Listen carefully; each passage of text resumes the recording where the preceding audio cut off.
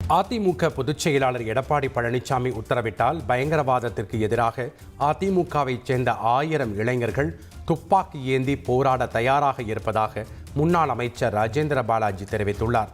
சிவகாசியில் நடைபெற்ற அதிமுக நிர்வாகிகள் ஆலோசனைக் கூட்டத்தில் பங்கேற்று பேசிய அவர், பயங்கரவாதத்திற்கு எதிரான இந்த யுத்தத்தில் அதிமுகவின் பங்கு நிச்சயம் இருக்கும் என்றும், தேசத்தின் மீது பற்று கொண்ட அதிமுக இளைஞர்கள் போர்க்களத்திற்கு செல்ல தயாராக இருப்பதாகவும் கூறினார்.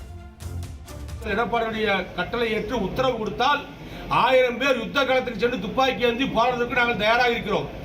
போர்க்களத்தில் துணை உதவி செய்வதற்கும் 10 நாள் நடைபெற்ற துப்பாக்கி பரிசு எடுத்து போர்க்களத்தில் பணியாற்றுவதற்கும் 1000 இளைஞர்கள் எனது தலைமையிலே போர்க்களத்தில் செல்வதற்கு நாங்கள் தயாராக இருக்கிறோம் என்பதையும் அதிமுக தேசத்தின் மீது பற்று கொண்டவர்கள் என்பதற்கு அடையாளமாக யுத்த களத்திற்கு தேவையான சொல் இளைஞர்கள் தேவையான சொன்னால் 1000 பேர்களை திருநெல்வேலி மாவட்டத்திலிருந்து, சிவகாசியிலிருந்து, ராஜபாளையத்திலிருந்து, சிலித்தூரிலிருந்து, இந்த மாவட்டத்திலிருந்து அழைத்து செல்வதற்கு நான் தயாராக இருக்கிறேன்.